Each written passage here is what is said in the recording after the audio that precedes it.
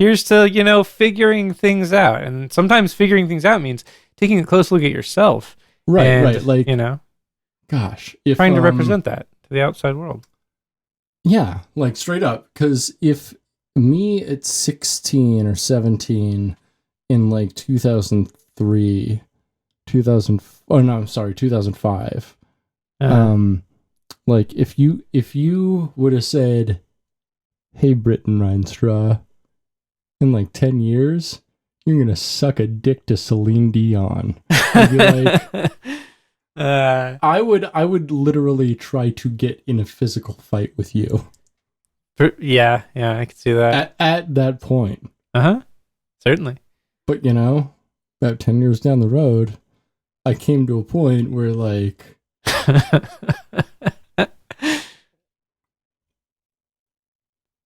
am I sucking a dick to Celine Dion? And then like sometimes that's just where life throws you, and when you find yourself in that position, you gotta, realize, hey, life is a highway and you are currently riding it, giving roadhead all night long. Yeah. Life is like a highway, and I know that my highway will go on. Yeah, that's the name of this episode. My highway will go on. Okay, I actually like that one. Yeah, just do that. Yeah. What have you been up to, dog? What's your life? Just basically trying to keep my head above water, honestly. Like, I've been working a lot, and work is stressful because coronavirus sucks. Right. And do you has your work provided like a date yet when you're gonna get vaccinated? No. Oh, really? That's a bummer. Mine has. Interesting. Even though I might not be there in time to get vaccinated. Because I mean, you're considered an essential worker. We are considered essential, yeah. And at this point, so essential workers in Washington State are slated for April, May, and June. Interesting. Yeah. And so hopefully you get it somewhere in there, but I don't know if that's gonna like be all retail. Yeah, 'cause it's definitely for like grocery stores, like because I mean, thankfully, I mean the one. I fucking my union fucking sucks, man. My union's fucking garbage. You hate to see a bad union. One thing they are good at is lobbying for like at least so my union was really good at lobbying for the Seattle 6 Safe laws, which I feel are fantastic, honestly, or at least in America, fantastic. It's always weird. How do you like my Orange Lives Matter flag, by the way? It looks pretty good. This is really just... Is that like people who fuck to Chester cheetah porn? Are those Orange Lives? I didn't think about it that way. I thought it was more like Halloween stands and like Jack Skellington. Yeah. Oh, I guess those are Orange Lives. Orange and Black Lives, at least. Folks who wear Demonia and... I wore Demonia shoes for a long time. Did you know that? Demonia shoes are actually not so bad. They made my favorite shoes of all time. They were terribly made shoes, but they looked really cool. But they were basically just like Converse knockoffs, like low top Converse knockoffs, except on the sole it had like this like demon, like screaming demon face that was like screaming, and it was dope. And so like every time I went to the beach and I walked on the beach, there was all these like demon faces in the beach. I was like, this is the sickest shit ever. So I bought the shoes in sets of like 2 or 3 or 4. Like I'd buy a bunch of them at a time because they're really cheap. So they're like $20 a piece. I thought you had just high top black Converse. I always thought that was your thing.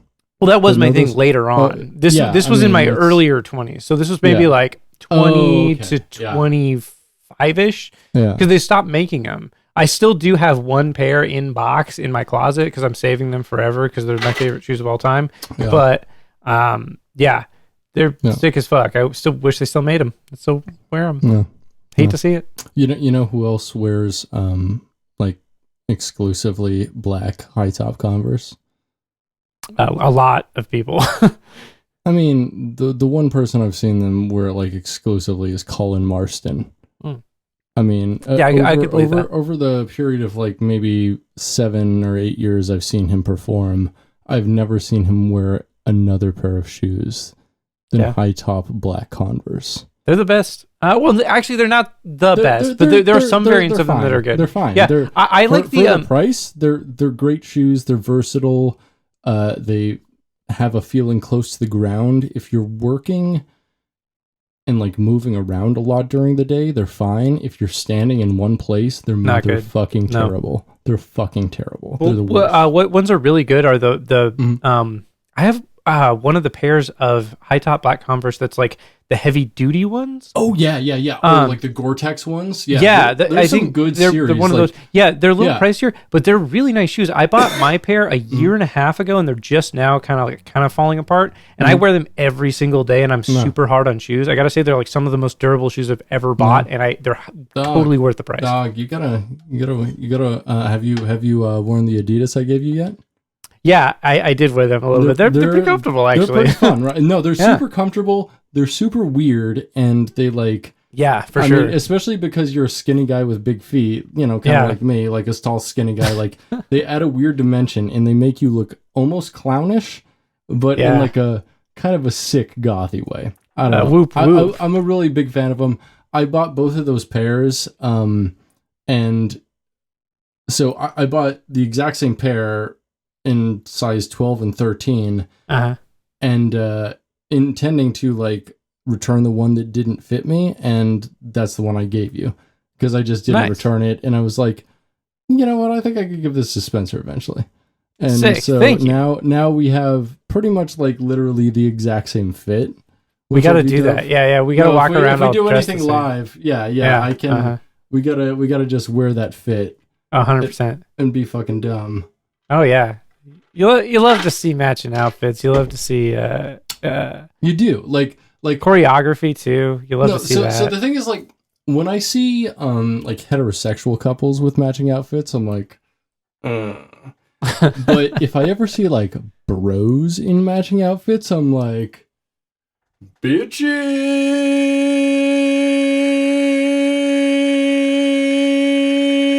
You know what I'm saying? Like, yeah. That's that cool shit. Like when friends match. Yeah. That's that cool shit. It's really cool. I think really it's very dope. It is. It's like, and that's the thing. That's the thing I think we need to, like, I don't know, like normalize as a society more. Is like people being like intentionally cool together. I think that is a wonderful thing. Right. Like like picnics, I think are really cool. That's a thing that should be cool. More of a thing. You know what's really cool is like in the Warriors, like violent gangs of people who wear similar outfits. How cool is that, right? Like what okay, here's the thing. Okay, when I was a kid, I have a story about this. Camo and bootcut jeans. That's the reason January 6th happened. And we don't really want to repeat that necessarily. Like if we repeated that like on a very left-wing level in an actual like real legitimate lovely government takeover where it's not like, hey, we don't know what we're doing, but more like, hey, we know what we're doing and you don't serve the people, so we're going to now I think that'd be okay. I don't know. I have a lot of feelings about January 6th. Do you? I'm so confused because I was talking for part of that and I missed like the whole setup for what you were saying. So I have no idea what you're talking about. I'm sorry. Yeah, it's okay. Because it mutes you when I'm talking, so it's like sometimes I can't hear what you're saying. That's fair. That's fair. Sorry about that. It's okay. It's okay, dog. I'm sorry. In this case, let's skip that. Do you remember what you were saying? Nothing that interesting. I was just gonna make a joke.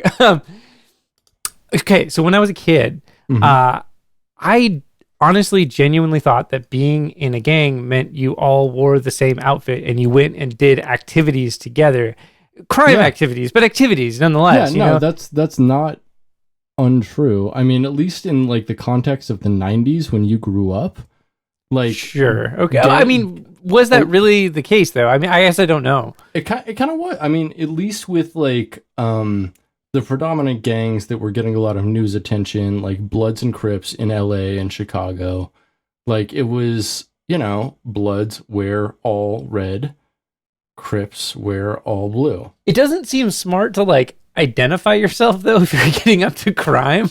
Like, I know, right? And that's the thing. It's like, this is such a complicated subject though. Like, I know. Yeah, I guess more like, my point was when I found out it wasn't exactly like, hey, you all dress in the same outfit and go do activities. No. It lost a lot of its luster for me, and I was less interested in being in a gang despite the allure of illicit drugs. I mean, we are in the Joker gang. Gamers, rise up. Whoop, whoop. Whoop, whoop. Whoop, whoop, whoop. The other day I put on a live performance. So at work I have this computer like at the crux of the hallway where like everyone has to pass like all the time, right? Uh-huh. And so for that reason I can't watch porn on my computer, unfortunately. But you've been playing films. You told me about that. I've been playing films, and now I've been playing like live concerts. Oh, good. So this week I have found decent rips, at least, of most of the shows on the two main stages at Woodstock in 1999. Excellent. It's a wise choice. I mean, I'm talking Limp Bizkit. Hell yeah. I'm talking Creed. Hell yeah. I'm talking Godsmack. Oh, hell yeah. I'm talking Korn. I'm talking Kid fucking Rock. Hell Megadeth. Hell yeah. I mean, Chemical Brothers. Like, it is... Hell yeah. It is exactly what you expect out of 1999 in, like, a concert series that's organized by people who are only looking to capitalize on, like, a cultural phenomenon from 30 years ago. And you know, wow, that's a statement. That's a big statement right there. Here's the thing, and that's why right now I'm announcing I am in the planning stages of Woodstock 2029. Not based on the Woodstock 69, but based on Woodstock 99. I want to have the worst, biggest shit show of a riot burning down a small town in New York of all time. And that's what I'm proposing. So wait, did that happen? Yeah. So I believe. Oh, right. Okay, sorry, I forgot which New York Woodstock we were talking about. So Woodstock 94 went off pretty well, actually. And you know, you had some really who headlined 94? I don't know who headlined it. The shows I really remember out of there, I want to say Metallica was a big one. Green Day had a great set on there, and Nine Inch Nails, in my opinion, had the best set. Nice. On Woodstock 94. Like, I mean, that's... oh, wow. This lineup is cool. Yeah. You want to name the lineup there? Yeah, hold on 1 second. I'm still bringing it up. There's a lot on here. Sorry, the way that this is it's fine. Set up is like hard to read. Okay, so we got got stuff like Cypress Hill, Nine Inch Nails, Aerosmith, Melissa Etheridge. Wow, the Cranberries. Okay. The band featuring Bruce Hornsby. Wow. Whoa! Full stop. The band featuring Bruce fucking Hornsby. Oh yeah. That is the catch right there. I mean, honestly, like, no one who went to Woodstock 94 was like, oh yeah, maybe a couple people were like the band, but like fucking Bruce Hornsby. This is this is after he went solo, 3 years after he departed with the Grateful Dead. Wow. And so, like, I mean, at this point, he was like the most legitimate dad piano material. Like, oh, truly, yeah. If he's a dad piano god, Hornsby in 94, like, you are either someone's stepdad, or you are a true motherfucker. Straight up. True metal motherfucker. And that's what I consider myself, because I stan Hornsby hard. Yeah. And you know this.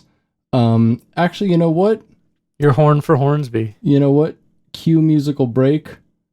Here's a song about Bruce Hornsby. Okay. Yeah.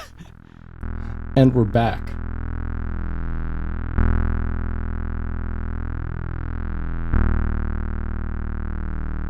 Yo, I'm higher than Bruce Hornsby in 1990. I'm smoking that deadhead tree. Yo, he ain't be as high as I be with this here bong and this medical weed that I procured. My mind gets weird and I hear strange things in my ears and sometimes ghosts appear.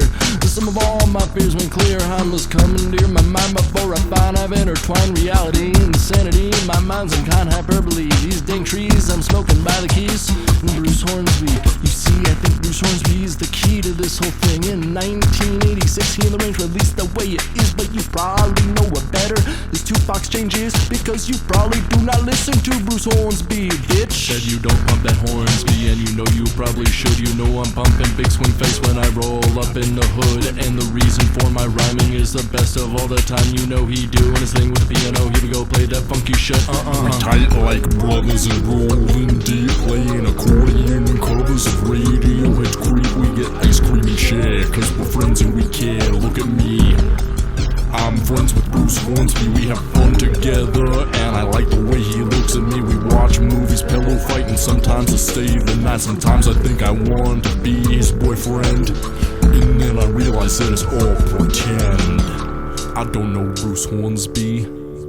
1987, Bruce Hornsby won a Grammy. It was here I was conceived, and I believe inside of me I was conceived of that album, because I look like him and I smell like him and I know everything about him. And if he said he was my daddy, you know I would not doubt him. I love that Bruce Hornsby, the way the French love wine, and I wanna listen to him sing and play piano all the time. He gets better with age, like leaving grapes on a vine, and I would gladly kidnap him, but I'm told that's a crime. See his picture in a magazine, can't fancy to be specific, and his eyes are so dreamy and his hair is terrific.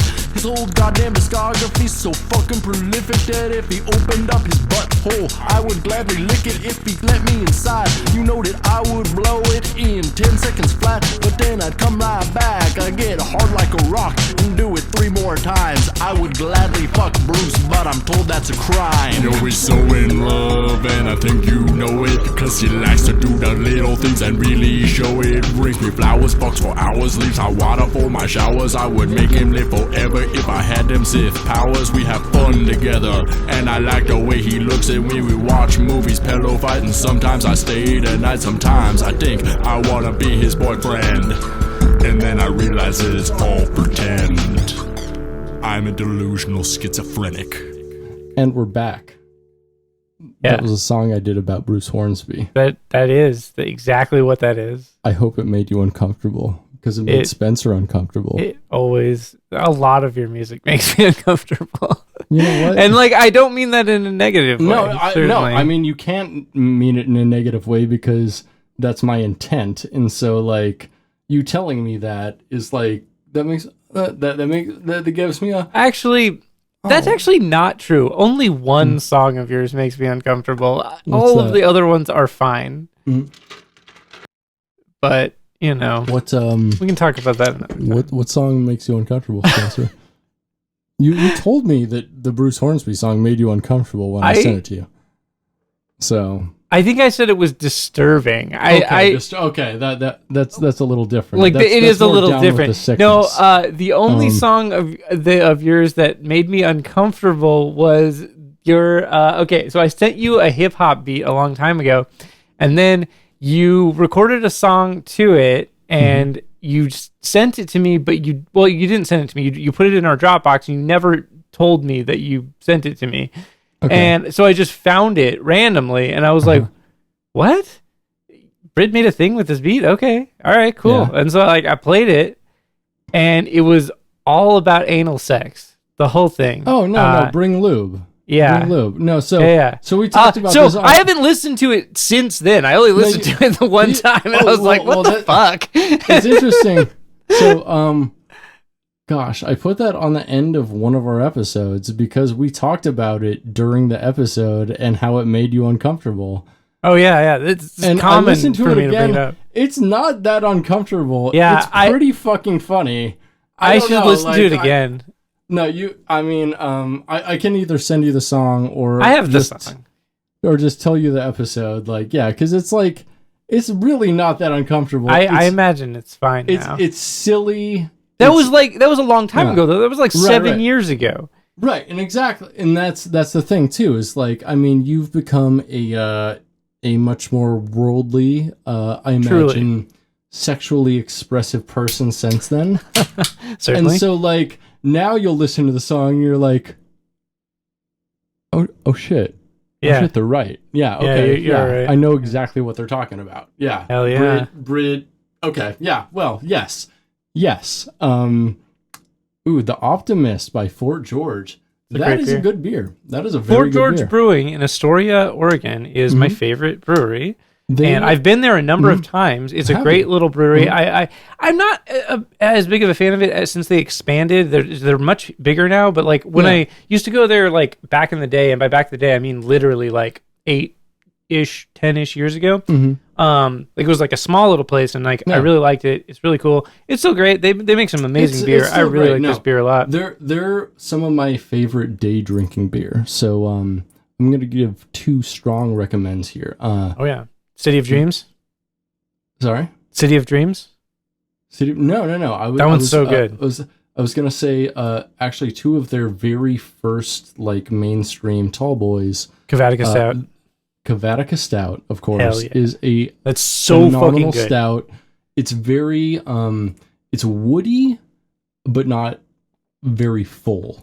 It's like a little syrupy, but like only in like a really good. Right. Like, it feels like you're drinking it and you're like, man, this is fucking good. It's not heavy. I'd say it's like a medium-bodied beer, but it has a smokiness to it. It has a real body to it. It has a real darkness to it.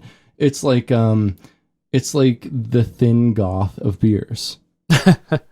And also the Vortex IPA has just such a phenomenal hop profile. I don't know exactly what's in there, but it's like it's got heavy citrus tones. It's almost like, I don't know, in a way like lightly like almost a red wine vinegar, I guess.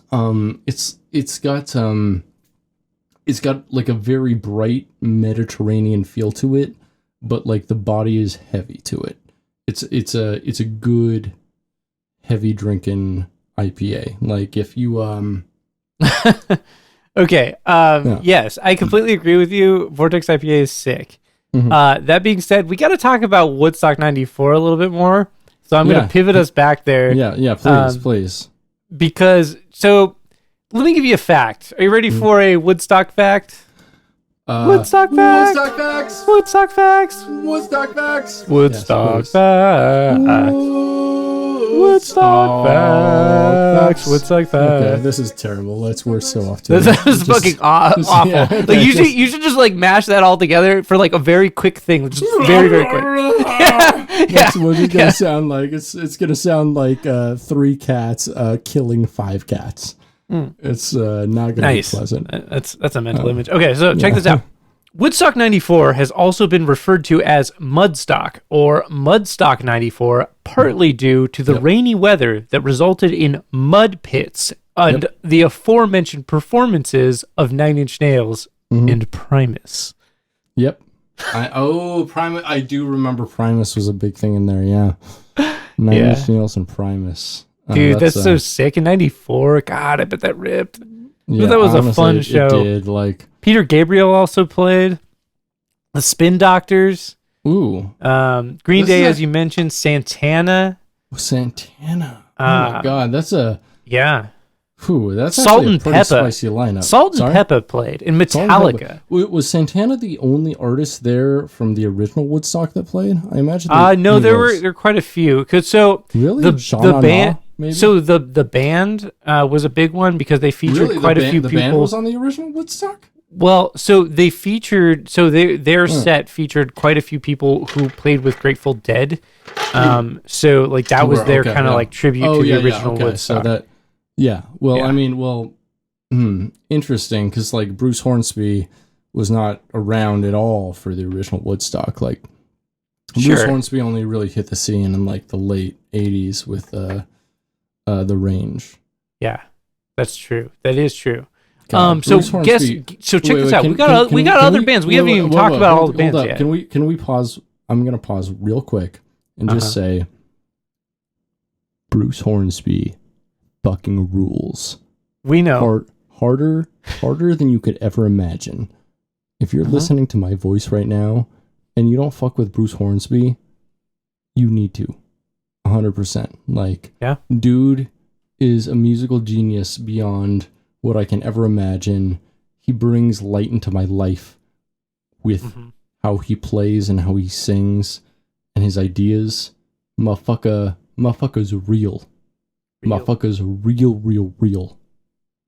Okay, sorry, continue. Woodstock 94. Woodstock 94, it sounds like a good time. That's a show I would like to have seen. Absolutely, 100%. Like, Aphex Twin also played. We were 5 and 6 at the time. Yeah, and so we wouldn't have appreciated that. Oh, no, definitely not. But we do appreciate these bands now, and you've seen Nine Inch Nails live. I have, and it disappoints me because you saw them when you were not a fan of them, and it made you a fan of them. It truly did. But at the time, I was a huge fan of them, and I've still always been a fan of them, and I regret not seeing that. But I will see them eventually. Trent Reznor is a very healthy person who likes to tour a lot. Yeah. And so truly. I will see him eventually, straight up. Absolutely. And it will be worth it because they're still fucking amazing. Yeah. So. No, he's one of those people like like Phil Collins. Like, whether you like him or not, you'll be able to see him eventually because he's just very healthy and does what he does and keeps like doing stuff. Mm-hmm. And I'm gonna go on record and saying I do not like Phil Collins. Mm-hmm. I don't hate Phil Collins. I just Hatephul Colins. Hatephul Colins. Hatephul Colins. That's actually a fucking sick grind chord. Hatephul Colins. Yeah, it's pretty good. Yeah, especially if like the last word is spelled like the drink Collins made with simple syrup and like lemon juice. A Hatephul Colins. Yeah. That would be like I'd say Everclear or rum, simple syrup and lemon juice. Sure. That's a Hatephul Colins right there. Yeah. Yeah. Alcohol and sugar. No, just like hateful alcohol, like alcohol that makes you unhappy. Hey, I'm Spenser. And I'm Britain Ryan Straw. Since 2011, Buckethead has released 284 albums in his Pike series. And we're going to listen to them. 3 at a time. This is Getting Head, a Bucketcast.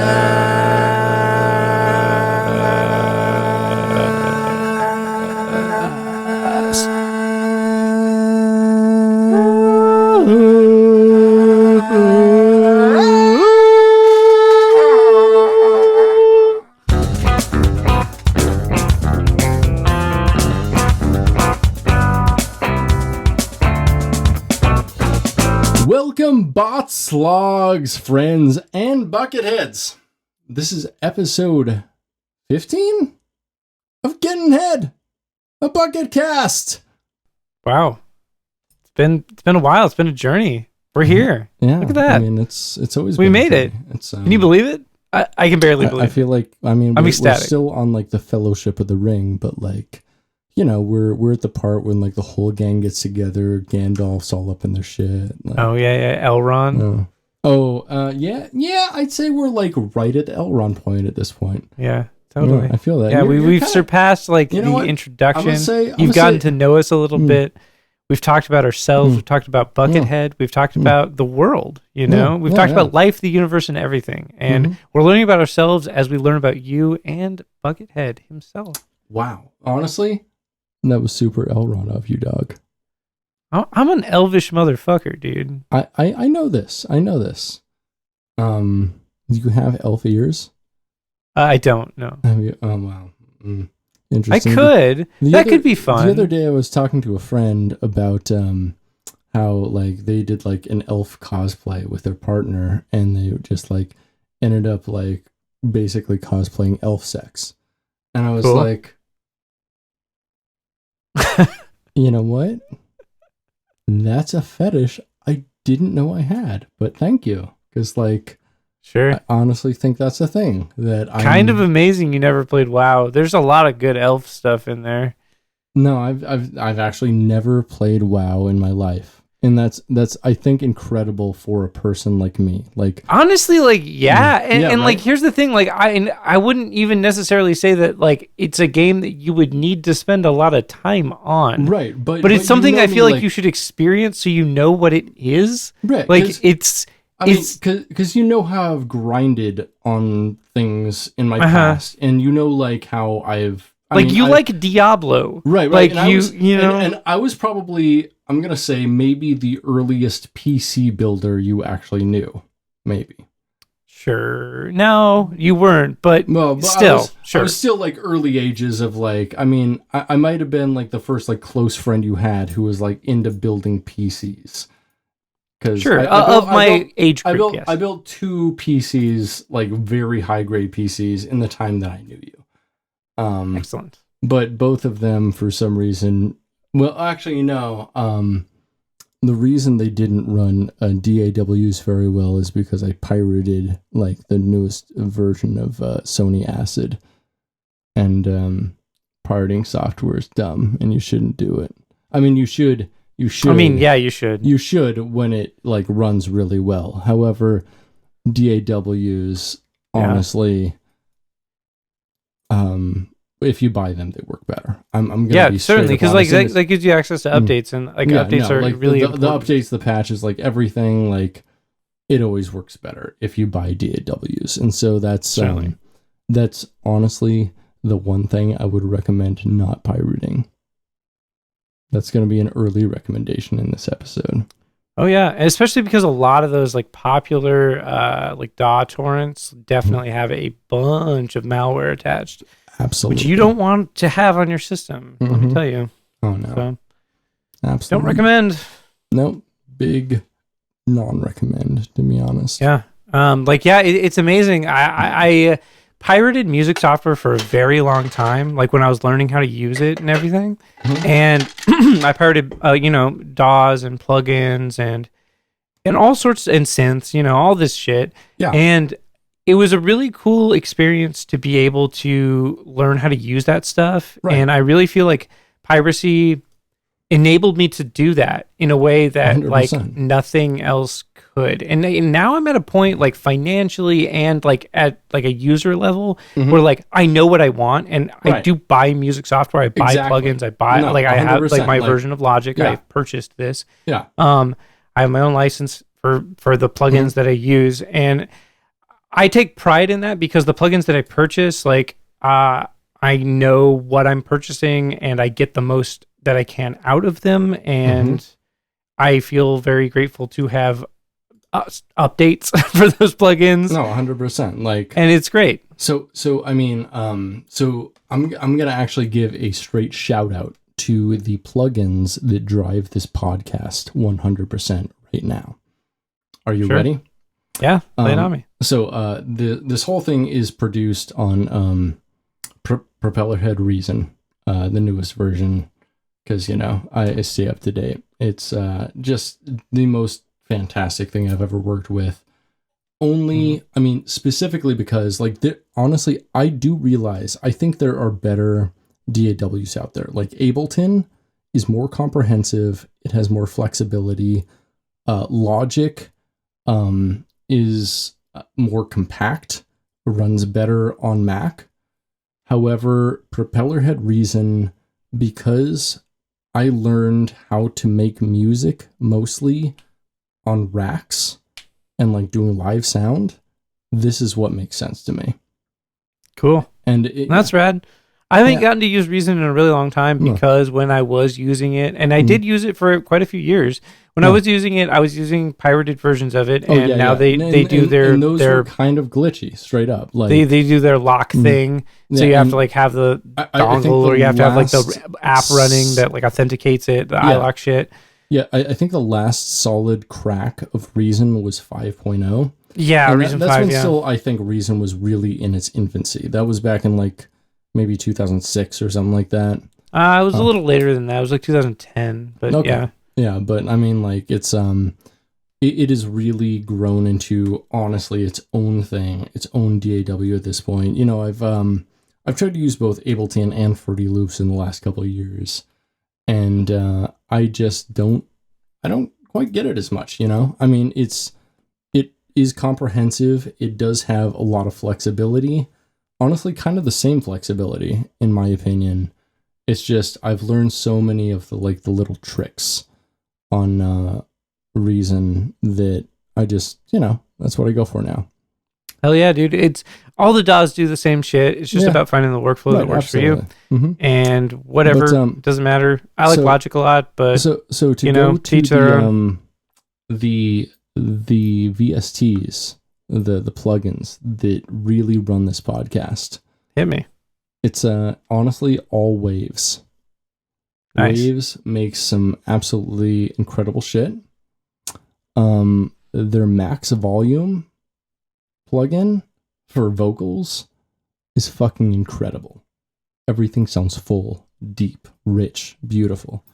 You don't have to double your vocal track and detune it like Joey DeMaio on his Manowar podcast. Oh my god. Manowar. Living on the road. Not anymore though. Yeah. I mean, no Manowars. I mean, they're still touring. They still tour. Well, no, they're not playing now. Nobody's playing now. Yeah, I mean, not right now, but like they have like a 2021 like tour scheduled for some places. It's not gonna happen. I kind of hope not. Like, imagine, like, I mean, Manowar fans in Europe are probably just like super spreaders, dude. All of them. Yeah, they're just like the worst people in Europe. That's what I was like. The metalheads in America are like some of the best people in America, but I feel like the metalheads in Europe are probably the worst people in Europe. I don't know. I would love to go to some shows out there. I think that would be really interesting culturally. Yeah. I would like to do that. I've never been to Europe or the UK or any of that stuff, Britt. Yeah, what's up? I really need you to hit me with that bucket knowledge, okay? Hit me with a bucket fact. Wow, this is maybe the second time you've actually remembered this. I know. I'm turning over. I held out for over an hour for you to do this, but I appreciate that you did. Uh-huh. Bucket fact, bucket fact, bucket fact, bucket fact, bucket fact, bucket fact, bucket fact, bucket fact. So today I'm gonna hit us with something a little special. Instead of, I guess, a bucket fact, I'm gonna give us a bucket mom. Bucket mom. So Buckethead's mom, Nancy York Carroll, whom Buckethead loved very much. Mm-hmm. When Buckethead moved away from Claremont, California to San Francisco in the late 90s to pursue his career in music, he, quote, was sad and missed them. So he wrote a song called I Love My Parents. Uh-huh. Yeah. And since then, the song has appeared on at least 3 Buckethead albums and also the soundtrack of the amazing film Johnny Mnemonic. Oh, I watched that the other day. It's so good. Well, you might have experienced some bucket up in there. That's amazing. I didn't realize. Yeah, so it's all bucket connected. It's everything is bucket connected, dog. Uh-huh. So several Buckethead projects are dedicated to Nancy, including Pike 65, called "Hold Me Forever," in memory of my mom, Nancy York Carroll, which was made about a year after she died. And also reportedly the untitled Pike 43. That we listened to today. Yep, which was apparently recorded around her passing. This is true, yeah. And that's, so we listened to 3 new Pikes. Yeah, we did. Pikes 43, 44, and 45. Yeah, respectively, Pike 43, Untitled. Pike 44, You Can't Triple Stamp a Double Stamp. And Pike 45, The Coats of Claude. And so Pike 43 was released on January 21st, 2014. But much like Pike 13, it is one of the few untitled Pikes. And on Pike 13, he's seen like hugging his dad. And Pike 13 is actually the time right around when his dad retired due to poor health. His dad used to be like a physical education director for a school district, right? But like right around 2013, he retired due to poor health. And right around that time, Buckethead recorded and released Pike 13, which, you know, personally is one of my favorite Pikes. It's very emotive. It's got a picture of him and his dad hugging on the cover. It's like... It's quite beautiful. I mean, it's super deep. It's some real shit. And honestly, I think Pike 43 is some real shit in that some real shit. I liked it. It's a very emotive Pike. And if you've listened to any of this so far, you know that we appreciate a bucket emotion. We do. You know? Bucket emotion! And like this is emotive music in that same vein. And it's quite nice. It is. Yeah. It's I mean it is nice, but it's sad. Like it's melancholy. I'll say that. It is not entirely melancholy. There is one song, I forget which song exactly. It's in the earlier half of the album that is a little bit more upbeat. That said, though, the majority of it is quite melancholy. Yeah. And I one thing that I really liked about this one is it builds to like the last song in the album builds to like a more upbeat, like kind of almost, I hate the description, but an epic guitar solo. And I get that. Yeah, I liked it a lot. I felt like the album really earned it because the rest of it is very like melancholic. It's very mellow. It's very atmospheric. And then it builds to this like big, like soaring guitar solo at the end. It was fun. It was really good. I liked it a lot. Yeah. And so I think the more like, the less melancholy track you were talking about was probably track 2. And there's 6 tracks on this album. All of them are just track 1, track 2, track 3, etc. But like track 2 was like really a fantastic and clean, like electric delayed guitar composition. Yeah. And it was like super like post rock, right? Yeah, it reminded me a lot of like walking around music in like JRPGs, like you're like in a town and like what it reminded, it's like that kind of a vibe. You know what it really reminded me of the most, to be honest? God, do you remember that fucking band we played with all the time with Kelsey McGee? Oh yeah, and Andy Schmasha. What the fuck? I don't remember the name of that band. I know, they were so cool though, right? That post-rock band that we always played with in Alaska, like the one that I always invited to play with our shows just because like they were something different and cool. Like they were fucking great. I miss that shit.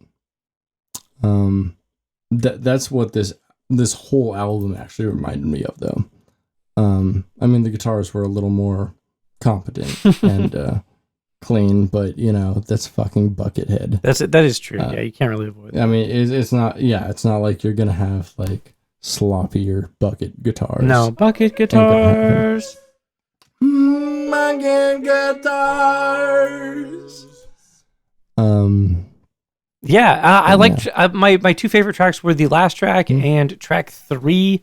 Both really strong songs. I felt like both longer songs. I think track 3 is like 9 minutes long or something. Yeah. And track 3 is also like mostly nylon string guitar. Yeah, and really I liked that. It's a very like moody nylon string, which is good. Honestly, I think really what I look for in a Buckethead album is a mix between distorted guitar, clean, delayed / reverb guitar, and then nylon string. Yes. Like, I like all of those things. Yes. When he does just one of anything, I'm like, eh. But, like, you know, when he mixes it up and, like, finds a good way to, like, really push melody on a lot of stuff. Yeah. That's when I really get, I really want to put on the bucket, you know what I'm saying? Totally. I was a big fan of this one. I really, really enjoyed it, honestly. Like, I would probably rank it as one of the better Pikes. Straight up, no, 100%. I actually put here, this is on my top 3 or 5 Pikes. 100%. I can totally understand that. It's probably in there for me. Really enjoyable record. Definitely one I would recommend if you are listening to the Pikes. 100% recommended. You should listen to that one. Yep. It's really good. What do you think it would be a good soundtrack for? Like a ride or a movie or anything? What? You know, like I said, like some of the tracks reminded me of like a JRPG kind of feel. But if we're gonna like extrapolate that out to like some kind of like theme park type event, I would say like a petting zoo is a good soundtrack. This would be a good soundtrack for that. Or like like a petting zoo. That's what I would think. Okay. Interesting. So this one for me is this is the Nancy Wagon. It's a roller coaster dedicated to his mom. And maybe, you know, Pike, I think, 65, that's actually dedicated to his mom might work more into this. But, like, there's a lot of emotion and vulnerability on this album that Buckethead, I don't think, regularly expresses. I mean, it's something he's obviously capable of, but I think it's something that only really shows itself on maximum like 5% of his material. Like this is like, you know, either a ride just about his mom, or maybe just like a soundtrack to a film with footage about him and his mom, like just about the good times. Like there's a lot of love here. There certainly is. Yeah. And I dig that. And it's like, you know, that's a good feel. You know, I've got a lot of love for my mom. And so when I listened to this, I felt love for my mom. I'm like, holy shit, yeah, I get that. Yeah, totally. I could definitely feel that. Yeah, it definitely felt like a very emotive record, in the sense that he's telling a story with the music on display here. And not that he isn't always telling a story, you know, I think that that's one of his stronger qualities, that he tells stories through his music.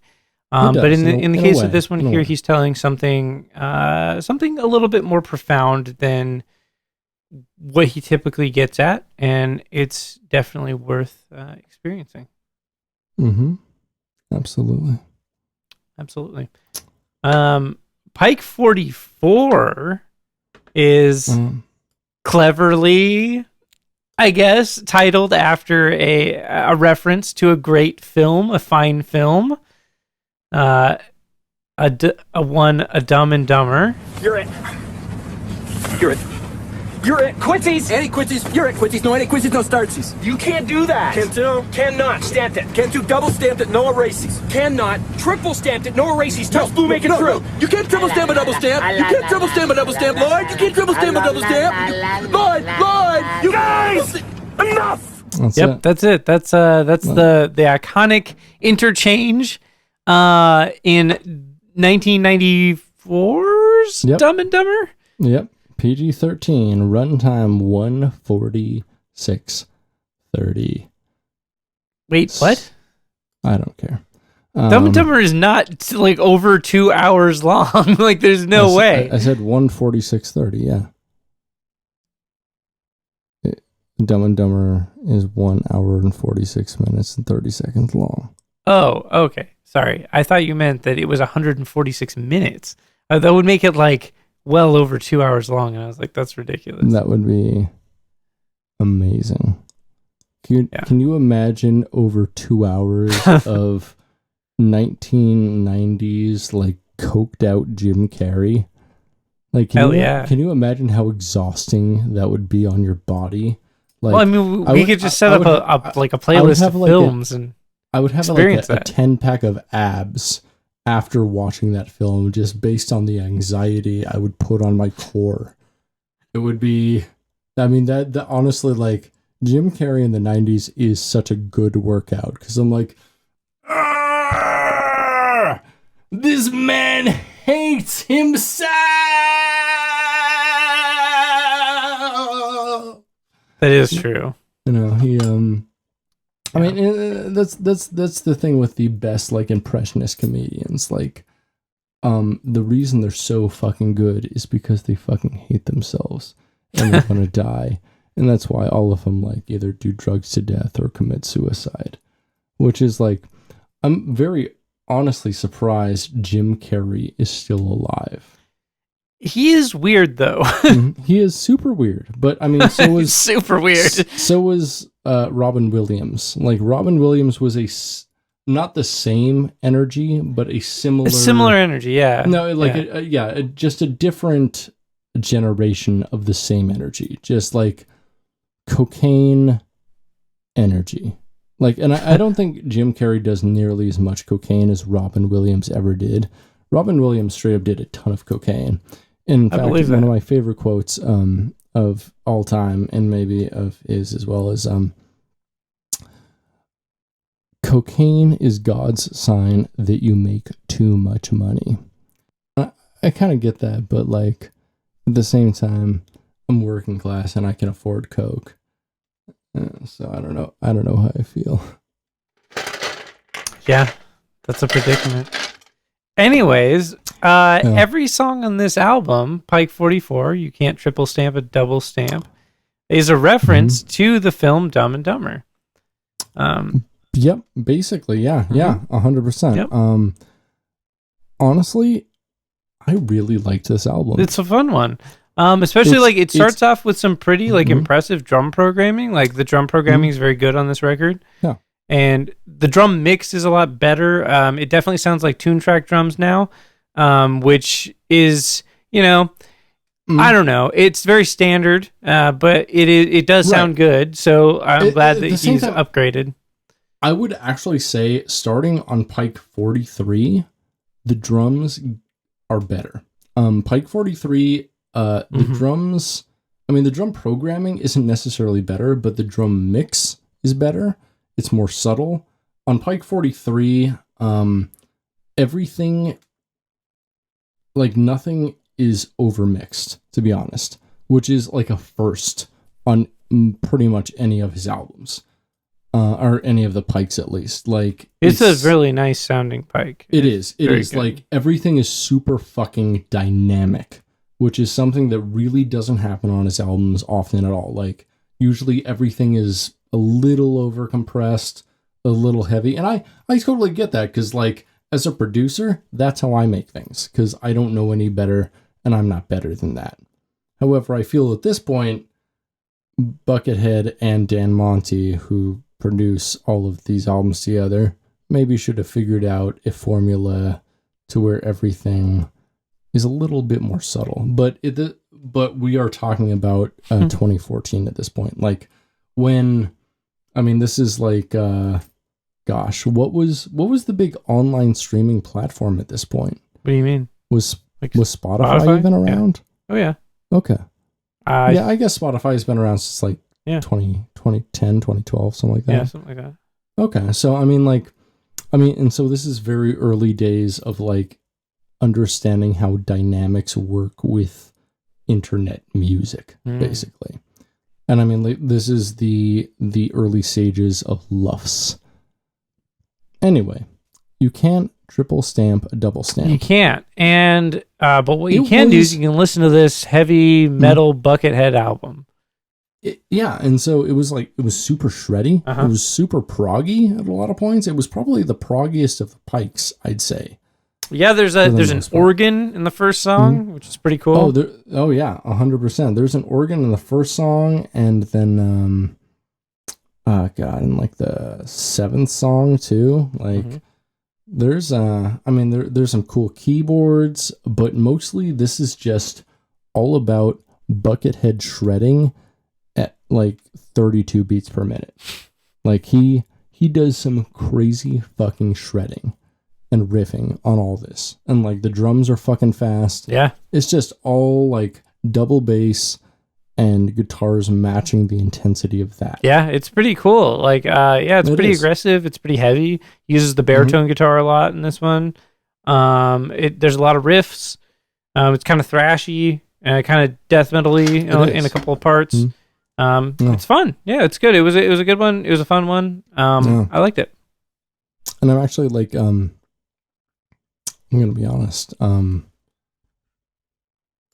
There's a track that I think is missing. What? I think a track should have been named something like this. Hey, guys. Oh, big gulps, huh? All right. Well, see you later. Yeah, that is missing. Right. You're right. I mean, maybe he's saving it for us. Maybe he's planning on making a big gulps. All right. Well, see you later album.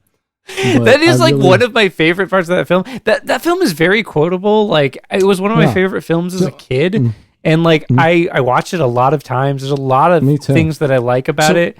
It's a great film. I still do think it's very funny. There's some very funny scenes. It's fucking great. Very funny lines. No, it's very good. It's a masterclass on Jim Carrey. Like it's a masterclass on why Jim Carrey's actually funny. Like, and I will like also contest that a film released, I believe, in the same year, Ace Ventura: Pet Detective, is a masterclass on why Jim Carrey is no longer funny. And so, I mean, it's very, different sides of the same coin. Yeah, like, honestly, so Jim Carrey was a dude that I watched pretty much all of his films when I was an adolescent, when I was growing up. And I always felt like they were of varying degrees of quality. Right.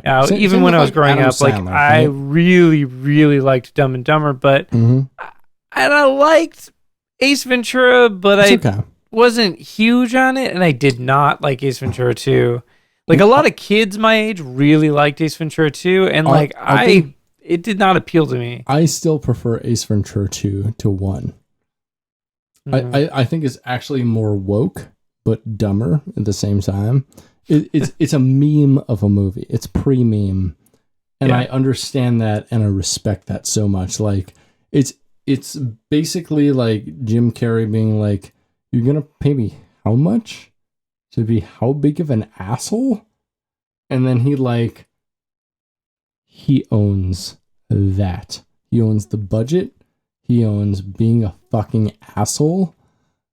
I mean, he's something incredible. And, I almost feel the same way straight up about Man on the Moon when he was playing Andy Kaufman. Like, and apparently, like, a lot of people on set, like, hated working with him because he was basically, like, method acting Andy Kaufman and just, like, getting way too into the character. Which, cool. It's something. It's something weird. It's he's a weird it's something guy. Very, very 60s, 70s, like back when people didn't have internet and only had like hard drugs they could try out. And so, there you go. Yeah, and you never know. Like, if you're just hanging out with a person and one day they're like, "I'm gonna do fucking acid and coke and shrooms and just see how it is." Like, Like, now they can just go on Instagram, but like before that, they had to do all that, Yeah. 100. Well, I mean, now, Instagram's something else. Like, Instagram's something else. Maybe we'll talk about that later. Maybe not. Anyway, Pike 45. The Coats of Claude. Yeah, this one was.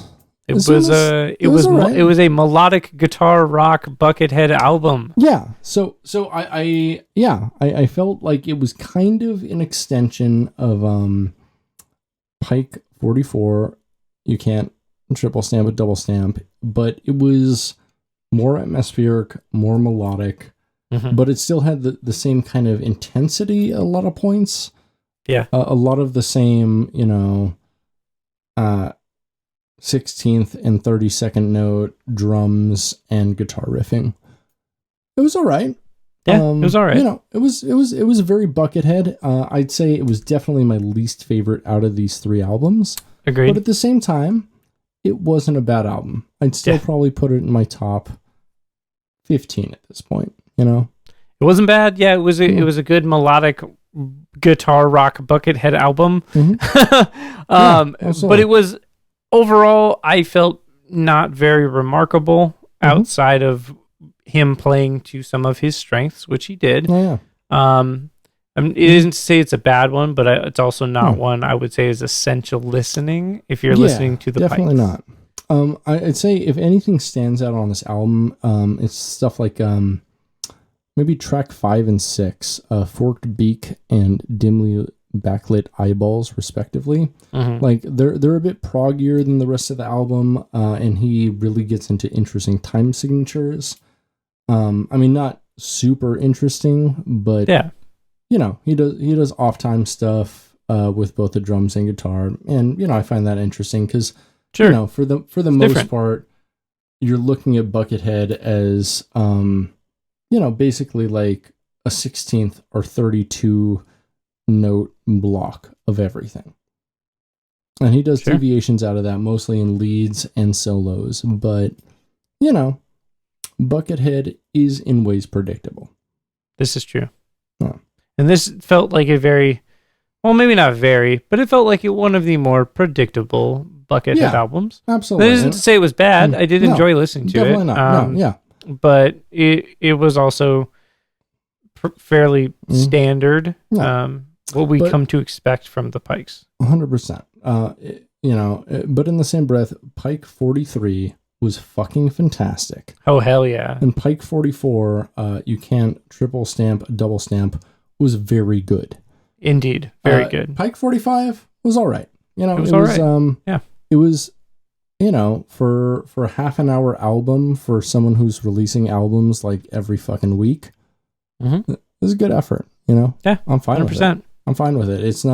It doesn't impress me like the previous 2 that we just talked about, but it's fine. Yeah. It's fine as fuck. Totally fine. As fuck, dog, I would completely agree with if you made an album in 2 weeks that sounded exactly like this, I'd be like, holy shit, dog, that's fucking dope. Yeah, hell yeah. But the fact that Buckethead did it, I don't say that. I'm like, this is all right.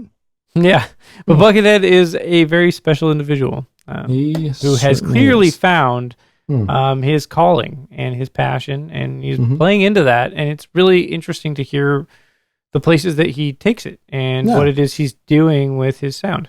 Yeah. I think it's quite interesting. Yeah. And so, I think this would be an interesting... I feel like this is like a very, in a way, almost humanizing of Buckethead. It's like not super emotive, right? Because I don't think that's who he is truly inside. And it's not super technical and robotic. Yeah. Because I don't think that's who he is truly inside. It's something a little bit like in between. And I don't know what the Coats of Claude actually reference, because I tried to I actually saw this and I forgot to write it down. It's referencing like a Disney artist. Is it? Named like a Disney painter or something, named Claude something or other.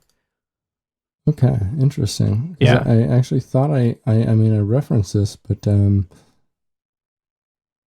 I actually couldn't find anything on it. Yeah, I forgot to screenshot it, but I did see it in a YouTube comment. Is it oh yeah, okay. Which we'll get to. We'll get to that. We'll get to that. I have some lovely things. So perhaps the Coats of Claude is in reference to Claude Coats, who lived from January 17th, 1913 to January 9th, 1992. He was a background artist, animator, and set designer who mostly worked with Walt Disney Animation Studios and Walt Disney Imagineering. Hell yeah. He worked a lot on the immersive installations and designs for Disneyland. And Nice. he was much like Buckethead, very tall at 6'6". Oh my God.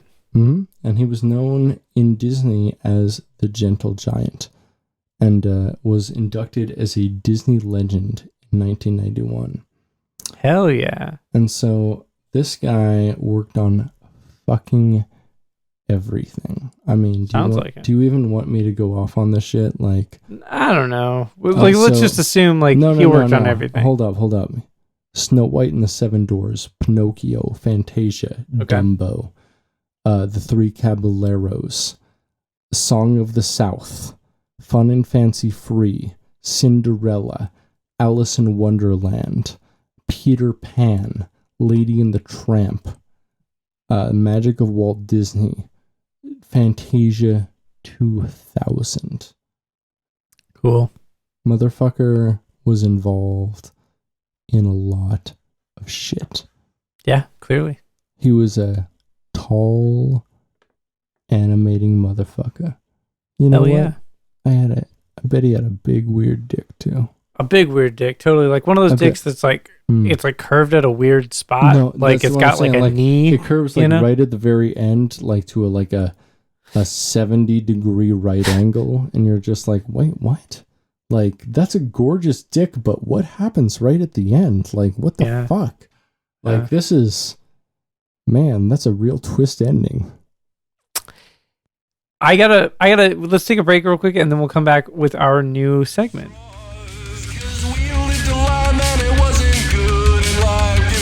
Like a parent should, and sometimes we should let our lives collect us on a shelf. 'Cause I live the life and I know the truth, and memories are made in a photo booth, and we become what we once thought would be shells of ourselves.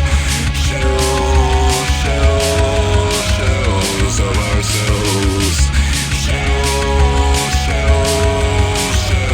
of ourselves.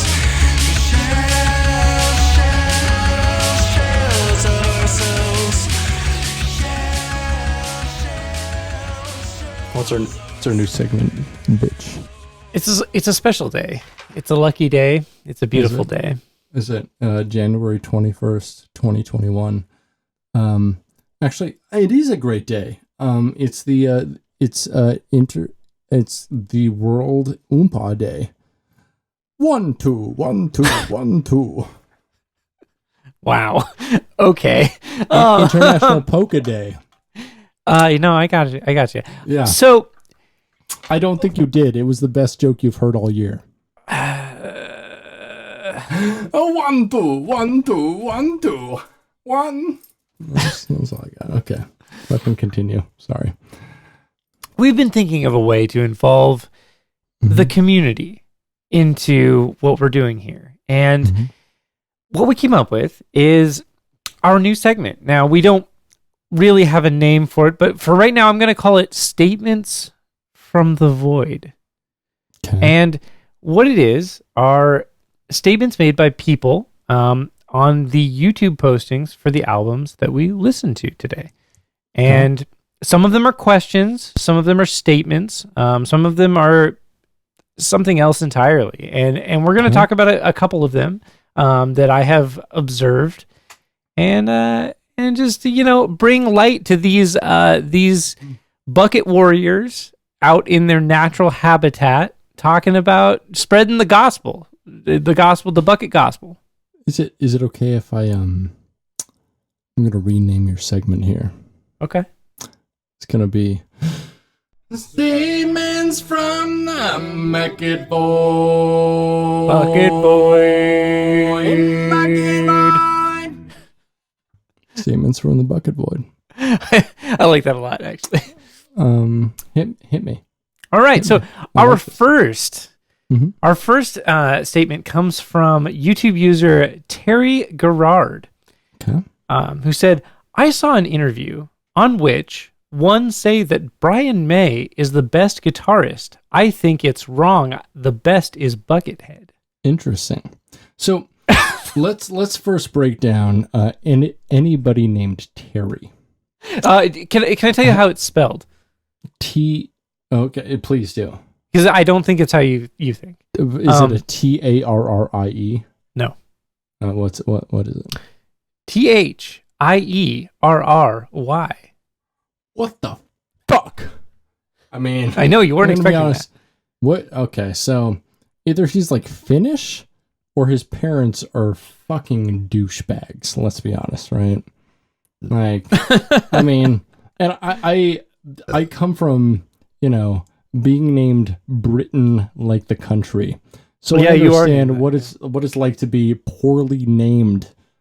I mean, at the same time, you're named after Spenser in Charge, the incredibly forgotten television. Spenser For Hire. Get it right, you dummy. Shut the fuck up. I'm thinking of Charles in Charge because Spenser For Hire is so much weaker than Charles in Charge. Hey, it does feature Avery Brooks, later known from his role in Deep Space Nine, Star Trek Deep Space Nine. As Benjamin Sisko. Really?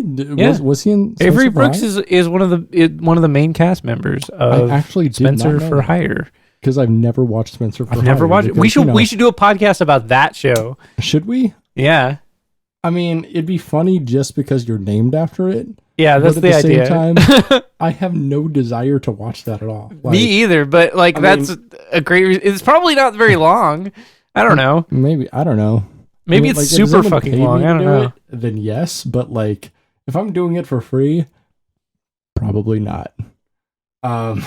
Like, this is honestly kind of past my limit of what I'm willing to do for free at this point. Like, I really don't give a fuck about Buckethead. Like, he's good. He's really great. He's like a very competent musician, but like, when you pitched this podcast, I was like, I mean, yeah, that's, something unique. Sure. So why not? And then like, 45 albums in, I'm like, what the fuck are we doing here? Yeah, what are we doing? I mean, so much more just than this podcast. Like, it's truly begun to like bring up like deep existential questions. Like, yeah, I'll write like titles for the podcast, and I'll be like, God, that's actually like too deep of a question for anybody to answer, including myself. So I'm gonna like change the wording. Hell yeah. I mean, really, like, yeah. It's but at the same time, like, Buckethead is like important art that is addressing like emotions that at least he's feeling, and that I don't think are easy to express in completely musical ways. Yeah. And so what he's trying to do and what he's achieving, I think, is important. It's definitely important. I definitely think that what he's doing is interesting. Right. And that makes all these comments that I see all the more interesting. Mm-hmm. These fans of Buckethead, these Buckethead individuals, these individuals seeking out the Bucket knowledge and spreading it. No, please spit another one at me. So our next statement comes from YouTube user Nick Duckworth. He says, or they say, listen to this on LSD. And then YouTube user 813 Lynch responded, says, been there, done that. Bucket works for all mind frames. Oh, yeah, dog. Tell me what you feel about that. Do you think that Bucket works for all mind frames? I'm going to be honest. I am a fan of LSD. It is known. I'm a real proponent of LSD in as much that, I wouldn't consider myself an acid dealer. However, I buy large quantities of acid and then sell them at cost to myself. Basically, is like I consider myself in a way like a Johnny Acid Seed. Like, I want people to experience what LSD has to offer to their lives. Like, LSD is motherfucking incredible, and I mean, you've had some of the stuff that I've had. You microdosed it. I don't know if you ever like took some full tabs or anything, but I did not ever take a full tab of it. But what I did is I chopped it up with a razor blade, and I did take little pieces here and there just to see what would happen. Yeah. And it was interesting. Certainly, Super interesting. the handful of times I did it were all like mostly good experiences, except for one time where I guess I took more than I had intended to, and like it hit me in a very like weirdly intense way. Right. And like what happened was, it was not like I didn't necessarily get like a ton of like visual stuff, but everything started looking very pinched. Like I was looking through a filter on a camera. Like everything was like pinched perspective, and it was like shifting slightly, and it was like hard to maintain like direct focus on a single object. It was interesting. I mean that's like the start of visuals you get at like maybe half a dose at most. Yeah. I mean, if you'd like to, and I will provide this free of charge with you, we should take an acid trip sometime. Like both take a couple doses together and just like hang out for the day, you know? Yeah. Could be cool. All right, so YouTube user Gitar, I'm going to say that's how that's pronounced. It's Gitar. Ask us a question. Well, I guess they don't ask us this question. They ask the universe this question. We're going to try to answer it. And he says, does Buckethead even still wear his bucket and mask when recording? What do you think? When recording? That's a very good question. I mean, so I don't think that he does. But I don't think so either, because I mean, specifically he's really just, it's either him alone, like at a computer, or maybe him and Dan Monty. But I honestly think it's mostly just him alone on a computer. Yeah. Dan Monty does like touch-ups, bass stuff, and drum programming for the most part. I can't prove any of this because the recording like phase and like recording process is so secretive on all of the Pikes. Like I honestly don't think we've ever seen a live recording video of any of the Pikes at this point. Yeah, it's true. And, you know, that's fine. But yeah, I don't know. Yeah, I'm going to say probably not, but who knows? It could be cool. YouTube user J Janke, Jahnke, says J Jankum. He's high on the Jankum. Yes, Jankum. Okay, J Jankum. All right, fellow follower of BH, this is just BH in all caps. A fellow follower of BH once said, "The more I listen to BH, the more I find myself listening to Buckethead." Christ almighty. The statement really got me, like when I read it, because like I don't understand why he abbreviated Buckethead before, but then didn't later on. Yeah, can I? Would you mind? I mean, before I try to interpret this, can I take a dab of crack cocaine? I think that's the only thing that would help in this interpretation. The more I listen to BH, the more I understand the same person I just referenced. Yeah. Let's imagine that BH stands for butthole. You know what? The more I listen to Beethoven symphonies, the more I understand this guy Ludwig von Beethoven. You know, like. Yeah, I mean the two. I know they're different things, but they're kind of the same. This is true. It's not. It's false.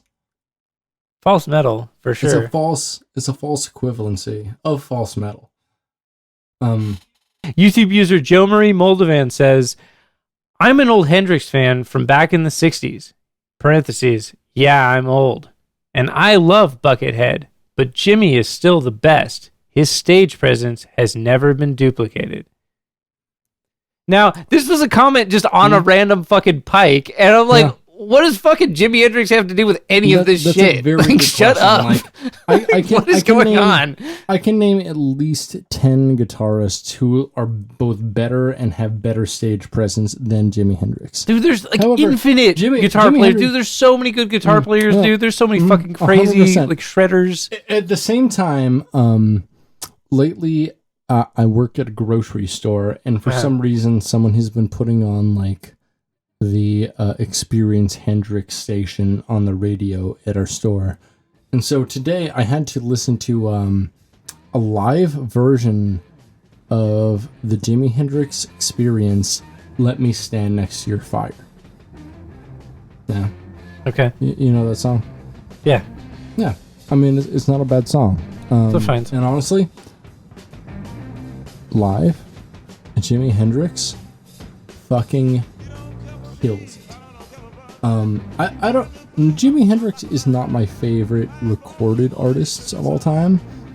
Sure. But I do respect the presence he had with live performance. Like, certainly. dude, and I have the same thing with a lot of artists. Like, the recordings are good, but their live performance is better, and I will canonize them for their live performance and only really listen to their recorded performance because I respect their live performance so much. Yeah. No. Yeah. No, for Jimmy, for me, like, it was influential when I was like first like kind of getting into music. Yeah. Because like he was really influential in terms of the beginning of what became like heavy rock in the 70s and then later heavy metal in the 80s. If you play a chromatic solo, you owe a debt to Jimi Hendrix. Yeah, I mean, he blazed a lot of trails. He like really he reinterpreted what the guitar is capable of in a lot of ways, and a lot of people really respect that, and for good reason. I have never been huge about his music, but I do respect his like influence.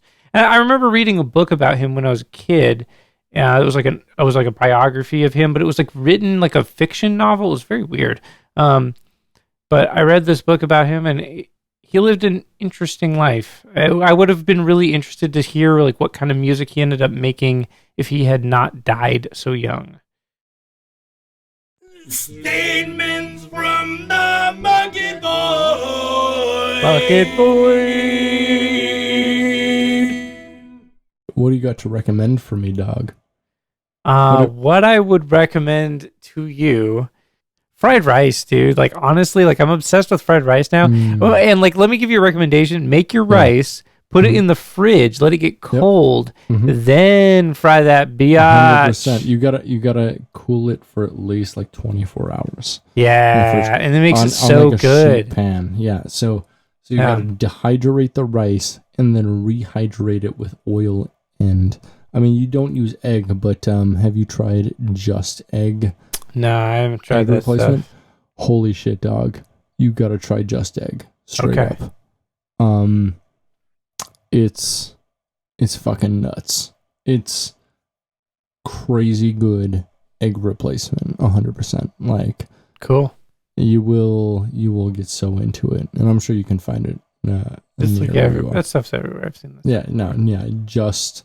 Just only has like 5 products. Yeah, but all of them are fucking phenomenal. I've heard they're good. Yeah. One of my friends was texting me about that earlier today. Actually, said it was good. 100%. And you will have vegans fucking brigading you on this bullshit. But I've been making fried rice a lot lately, and also buying fried rice from places in the world. It's really good. I think it's really tasty. It's one of those things that I go in phases with. Like, I'm not into it all the time, but when I am into it, I'm like big into it. And like one thing I've come around on, honestly, is brown rice. Like, I used to really like brown rice when I was younger, and like honestly, fuck brown rice.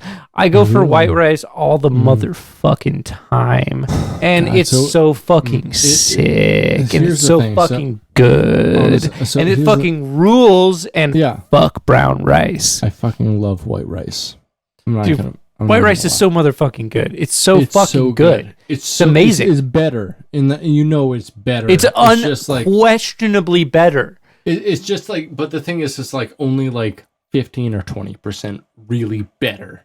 And so like you like weigh the health benefits and everything, and you're like, white rice, and it sucks because like you really should always go for white rice because like, I mean, you know, I want to be like 175 pounds and just like a skinny evil bitch, but at the same time, I just want that fucking rice dog.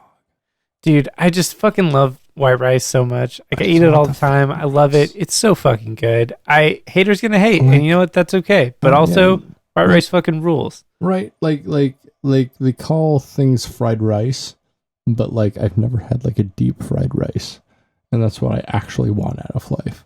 Like you take like some pre-cooked rice and just put some egg in there and drop it in a fucking deep fryer. Yeah, that doesn't exist. That's what I want. That doesn't exist. No. Like you want like a fried rice stick, like at a fair or a block. Yeah, exactly. Like you know how it, like you get the fucking the curly fries the fair, and they give you a fucking the block, big ass fucking like 6x6. It's so sick. That's square. Such a fucking rad thing. It makes me so stoked. I fucking love those fries, dude. That's a power food move right there. Yeah, it is. I wish like all meals were like that. Like if I had 2 or 3 meals a day that were just fucking enormous squares that were like untenable, it would feel really good. 100%. Like that's how I want my nutrition. Instead, I'm like taking like 5 different gummy vitamins because I don't want to actually like swallow pills. And what's with people being weird about swallowing pills? Like I've never had any weirdness with swallowing pills. I swallow them dry. Like I don't even like drink any water or anything.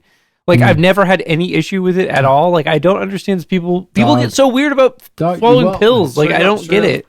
You should get into sucking dick if you're into just swallowing pills dry. Because like, I mean, I'm into sucking dick, but I have to have like a lot of lubrication and like extra like liquid to swallow pills. So like, maybe you should suck a dick, dog. Just saying. I guess maybe I have skills that are just going to waste here. Who knows? I don't know. Like, I mean, find a fucking hot chick with a big dick. That's sick as fuck. Like, you know, that's a cool thing. Yeah. Well, do we have an email address that people can email us at, Britt? We do. It's going to be Actually, let me look this up real quick. I mean, you can find it on our website. However, I want to at the end of the episodes, I want to shout out our email. Okay. I want to see if anybody emails us. I would actually really enjoy to get like listener questions. So we are available to email at